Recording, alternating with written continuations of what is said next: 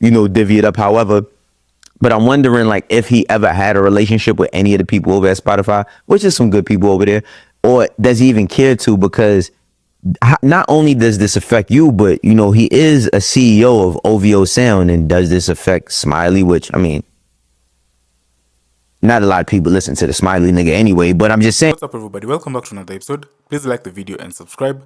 Our target is only 1,000 likes. So Drake took his feud with Kendrick Lamar to a new level in a court filing. The Canadian star and his attorneys alleged that Universal Music Group and Spotify unfairly boosted the popularity of Kendrick Lamar's Not Like Us. In a pre-action petition, Drake's company Frozen Moments sought to preserve evidence for a potential lawsuit. It read that UMG, which distributes music for both OVO and Kendrick Lamar, launched a campaign to manipulate and saturate the streaming services and airwaves with Not Like Us using bots and pay-to-play arrangements. Drake's team further claimed that Spotify was offered special licensing rates to bolster the song's performance. Divvy it up however. But I'm wondering, like, if he ever had a relationship with any of the people over at Spotify, which is some good people over there, or does he even care to? Because not only does this affect you, but, he is a CEO of OVO Sound, and does this affect Smiley, which, I mean, not a lot of people listen to the Smiley nigga anyway, but I'm just saying, like, if Smiley wants to drop a single, does people at Spotify say, we ain't supporting that shit because he's suing us, or we're not supporting a Party Next Door because he's suing us? And I mean, Party makes monumental music, but, guilty by association is some real shit. So let's go through it. Let's go through what it says. It says that what the petitioner is seeking to do here is to bypass the normal pleading requirements to obtain by way of pre-action discovery, that which it would be only entitled to seek were it to survive a motion to dismiss, right? It says the subversion of the normal judicial process should be rejected. So they want to get this shit thrown out. They on some Jay-Z shit. Drake, why are you even playing with us like that? Throw this shit the fuck out. We ain't playing with you. Ain't nobody wild you up other than Kendrick. Kendrick was the one that wild you up, said all this negative shit about you. But I do think that some sort of level, because through all of this Jay-Z chitter chatter, right? Conversations about corporations possibly being scared because they don't, I think from a culture standpoint, they don't look at somebody and say, oh, nah, that's bullshit. They look at it and say, oh, this has got to be true.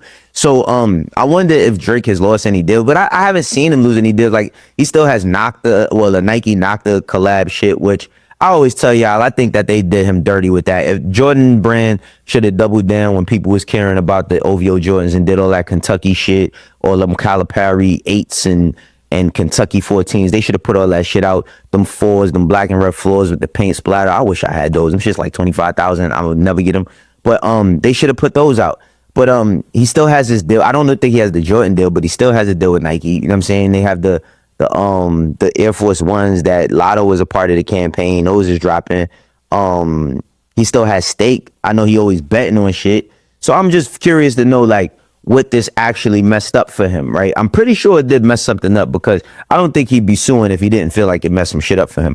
But it said Drake went to court last month accusing UMG of violating the Racketeer Influence and Corrupt Organizations Act, the federal RICO statute. He might just hit y'all with the RICO. Goddamn, how funny how times have changed. Used against organized crime. He accused Spotify of participating in a scheme by charging reduced licensing fees in exchange for recommending the song to users, right? So, okay. Basically, and I know that by now y'all know this, I don't really give a fuck about talking about business unless we having a real business conversation dialogue. But, like, basically saying that them niggas say, yo, listen, we give y'all, like, first of all, for the license fee, I just don't see none of this happen. I don't see how this, I don't see how any of this happens. I think that it's a far reach. I think it's some Mr. Fantastic reach. And if this shit gets disproven, right? Because Spotify, of course, let's give the benefit of the doubt and say, like, of course they're going to deny this shit. They not going to be like, yeah, we use some fucking bots. But let's say if it was to come out that they use bots, does that change the perception of the record? I think the perception of the record comes from how people view Drake on the internet, how they view his relationships, how they view how he talks about women, how they view, you know, even I never believed the hidden child shit, you know what I'm saying? But it's like how they view how, you know, Pusha T outed him for the kids. So that means that he would be lying about it. Like, perception is beating reality's ass every single day. Perception is motherfucking Bruce Lee, and reality is Cole from fucking Martin whooping that ass. You feel me? But this shit, like, just with this suit, where does that leave him? Is it over? And what I mean, is it over? Is like, is his situation with UMG over? When he go to a Warner? Well, actually, OVO sound is through Warner. That shit is kind of, well, I'm not gonna say it's weird, because if he would have put his label, and this is a business thing that y'all may not know, but if he would have possibly put his label through Universal Music Group, then other people who he might have been signed to would have had dibs into what it is that he does. I always wonder why Drake never pressed the full court press when it came to being the CEO, because he gives people records, he jump on they shit, pause, and while they shit up and get they shit going, like a McConan, like the Smiley nigga. Party Next Door is the biggest OVO artist other than, is it Majid Jordan? Majid Jordan, it was really dope. You know what I mean? I did like those dudes. But, like, how does it work? You know what I'm saying? Like, it just, the whole suit, the whole thing in its totality, even if Drake was right, even if all the bots was real and all of this shit was fake, it still doesn't change the perception that people have of him on the internet. You know what I'm saying? People have this perception of him as being a predator. People have this perception of him, and this is before, you know what I mean? This is before the Kendrick allegations, because they bring out the video with him kissing Shorty on the stage, the conversation between him and the girl from, what's that fucking show? Stranger Things, which I just seen Stranger Things season 5, just rap, excited for that.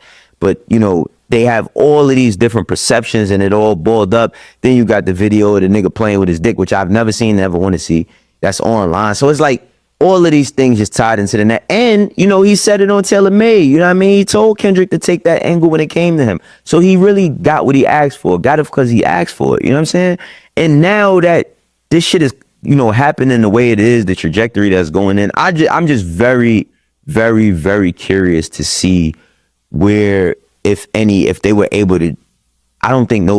Even with this all being said, I don't think Universal drops him or Republic drops him, because the nigga makes so much money, man. Like, could you imagine, like, dropping a winning lotto ticket? Like, he's a lotto ticket. Every time he drops, y'all gonna make money. He's gonna have some hit records, regardless to what we feel culturally about the music. Like, they're gonna position the music to sell.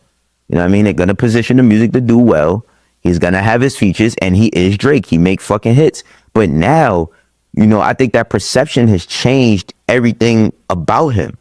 You know what I mean? It changes how we view him. It changes how we hear him. And don't get me wrong, I think that, like, when it comes to the nigga music, like, let's keep it 1,000. Like, we all like Drake with the melodies. You know what I'm saying? We all like when he made Just Hold On, We Going Home, and Marvin's Room, and, you know what I mean, all the other hit records that he's had, Know Yourself. And, you know, we've all like those hard hitting hooks and all of that shit. But where does this leave him? And I want to know from the core base, you know what I mean? Like, let's take me out of it. You know what I'm saying? I do like the nigga music, but take me out of it. I don't have a OVO owl behind my ear. I'm just keeping it 100. The only thing I own OVO is probably the Jordan 10s, but I did really like them shits. Some shits is hard. But what do y'all think? Like, what do y'all think about where he's taking this, how this is going, the perception is putting on him, on top of all of the L's that he's taken? I think that he just handled post-battle wrong. If he would have just chilled out, got back to it, you know what I mean, musically, we wouldn't even be having these conversations. I think he's better with coming back with music versus coming back with a suit before he drops music. You feel me? But what do y'all think? Aside from that, we got to talk about SZA and Kendrick Lamar. Well, SZA specifically, because she dropped the deluxe to her album SOS that came out in 2022, 2 years ago, December 9th, 2022. SOS came out, and the shit is a bona fide classic.